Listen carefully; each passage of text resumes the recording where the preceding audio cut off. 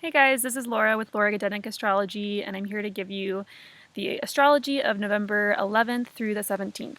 And so I'm going to do the whole week again this time just because there's not too much happening over the weekend, and so I might as well just fit it all in one week. So on Monday the 11th, we have the Sun conjoining Mercury, and this is happening around 8:22 a.m. Mountain Time and around 18 degrees of Scorpio. And so if we think of Mercury as the messenger and the Sun as the king, this is literally like the messenger being right close up to the king, hearing divine wisdom and divine knowledge, really knowledge that no one else would have or know if you think about ancient times.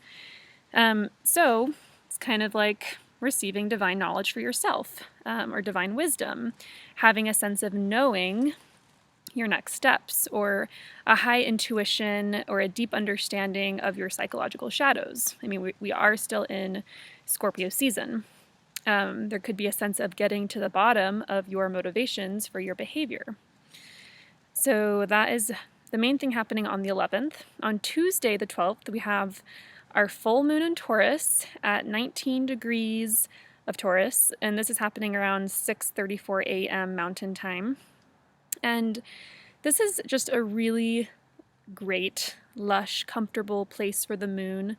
The moon likes to be in signs where it feels nurtured and comfortable and taken care of, and Taurus is definitely that sign. Taurus is a sign of comfort, of sensual pleasure, of enjoying the world, enjoying things, especially like being in your body, enjoying food, wine, that kind of thing, like baths, kind of luxurious activities. And full moons are times of completions, culminations, peaks, perhaps celebrations. And this is really just a time to relax and kick back and take care of yourself, and not necessarily the best time to work or to get things done. I definitely say great time to connect with the land, be outside, enjoy the simple pleasures of life. I mean, Taurus is very associated with agriculture. The only thing I would recommend or warn against is to not overindulge, because there is the possibility for that. But definitely enjoy yourself and maybe hang out with some friends. Later in the day on Tuesday, we have Mars in Libra making a sextile to Jupiter in Sagittarius. This is around 11:21 a.m. And remember, Mars in Libra is about how we've been taking action dependent on other people. Mars is how we take action, it's our initiative, our motivation levels. And it's not super comfortable in Libra because Mars likes to take action on his own and on his own terms, and Libra is all about relationships and what would you like to do? Jupiter is, especially in Sagittarius, in the sign that Jupiter feels the most comfortable in. Jupiter is our beliefs, our optimism, our faith, our good fortune, our enthusiasm. And sextiles are really sweet, flowing aspects, and so there might be an enthusiasm in taking action that day, a belief in what you're doing, extra rigor to your day, potential for overdoing it energetically, overcommitting perhaps to other people. Really, I think it comes down to acting on faith and courage without really knowing the full plan, kind of just winging it and going for it, whatever your dreams are, what you want to accomplish.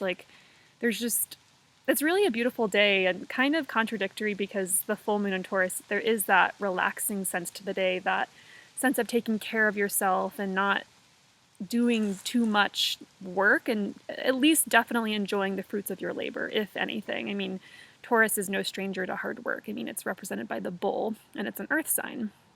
But with the Mars sextile Jupiter, definitely go for it. There's this opportunity for things to flow for you, and just acting on faith is probably a good idea. So that's Tuesday the 12th. Wednesday the 13th, we have the moon moving into Gemini.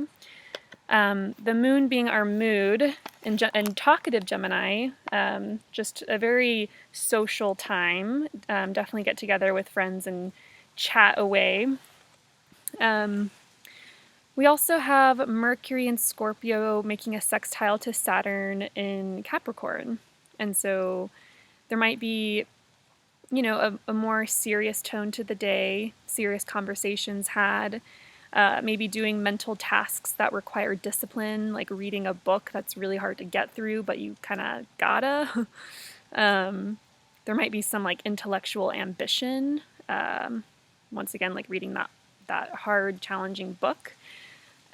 Like I've mentioned many times, Saturn is the planet of restriction and limitation, but also commitment, longevity, and discipline.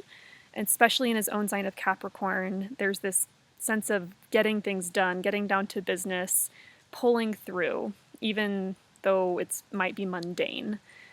Saturn's all about the mundane part of life. And Mercury, as we just talked about, is communication, our minds, how we speak, think, talk, mental activity, etc. And then Mercury will also be making a trine to Neptune in Pisces. And so this is actually the second trine to Neptune that Mercury has made. The first one was October 16th. Second one is on the 13th on Wednesday. And the third one will be later on in the month on November 28th.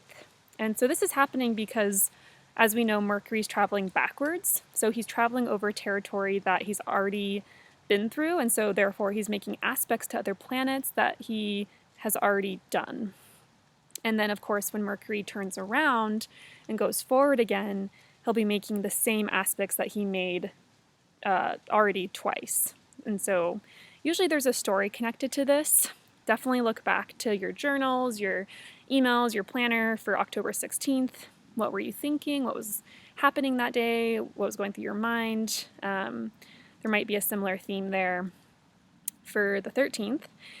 But really, this is a great time for creative outlets involving the mind, creative writing, poetry, connecting with others intellectually, connecting with yourself, or even having a sense of connecting with a higher power, with God, dreams and visions coming back to your mind's eye, a lot of daydreaming.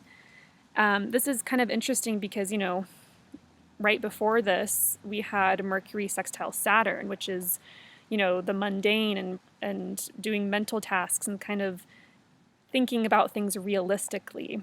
And then right after that, there's this daydreaming quality. So, yeah, maybe it can be part of, I don't know, it kind of seems a little bit uplifting. Like Mercury trine Neptune is a little uplifting after the contact with Saturn. So, and then later on actually earlier in the day, we also have the Sun in Scorpio sextiling Pluto in Capricorn. This is happening around 10:56 a.m. Mountain Time. And Pluto can often be a planet about power. And transiting Pluto, or wherever it is in your chart, it represents trials and tribulations and the transformations that come from them. But sextiles, once again, are supportive, flowing aspects. And so this could be a good time to become aware of the ways in which you want to change and transform. Pluto's very much about that death and rebirth process, that rejuvenation, literally transforming, like metamorphosis. There could be a sense of recognizing your own power and your own innate authority with Pluto and Capricorn.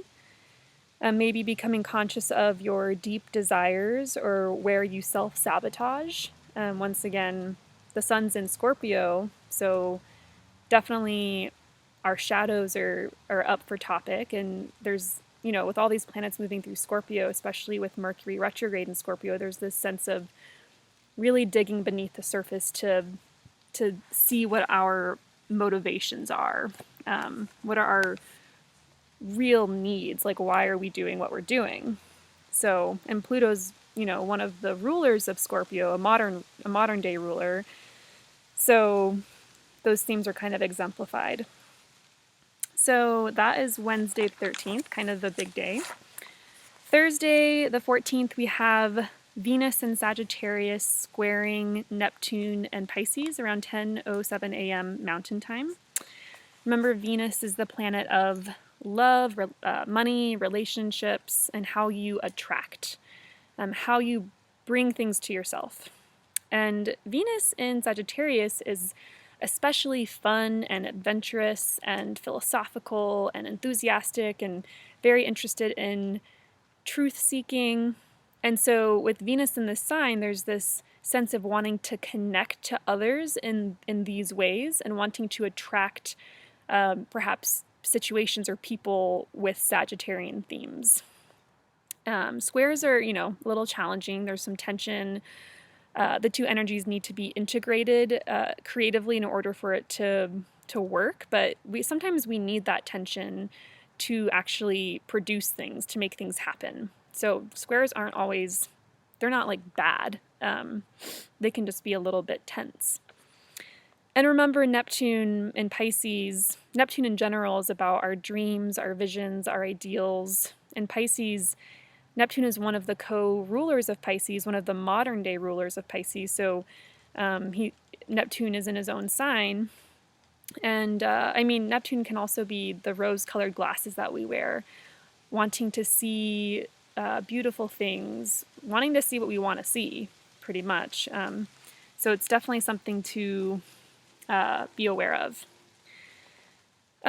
So yeah, with this square, I would say definitely be careful not to get too swept up off your feet. Try to remain planted firmly on the ground. There could be grand illusions relating to relationships or finances, extreme idealism. It's a very romantic time, almost over the top, I would say. Stay grounded, practical, try to remain a little bit detail-oriented, although it might be a little hard.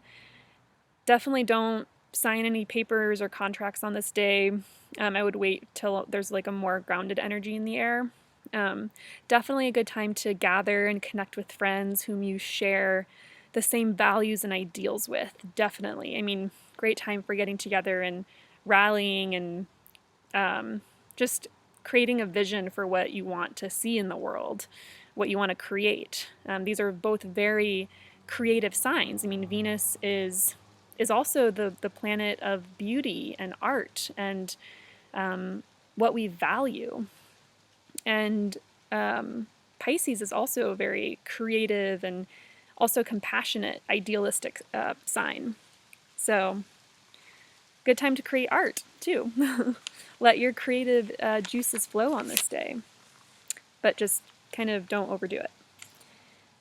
Friday the 15th, this is kind of where things are a little bit slower, but it might be good since we just had a really busy week. But the moon just moves into Cancer, which the moon rules Cancer, so it's comfortable there. And so I would say a great time to be at home, nurture yourself and others, spend time with family. It might just feel a little introverted time. Saturday, the moon is still in Cancer, and there's really not many aspects happening apart from just moon aspects, but I won't go into those. Sunday, the 17th, the moon moves into Leo. Leo is a fire sign, very different from Cancer. Leo loves to create, to perform, to draw attention to itself. So let yourself be the center of attention, a diva. Do something creative and self-expressive. Don't be afraid to show yourself to the world. So that's my advice for Sunday. That's pretty much it for the week. I will definitely be back next Monday for another week ahead update. I hope you have a great week and don't delay commenting in the comment box about how the week goes for you. I'd love to know. If you have any questions, also you can comment in the comment box, but I will be back again soon. Okay, bye.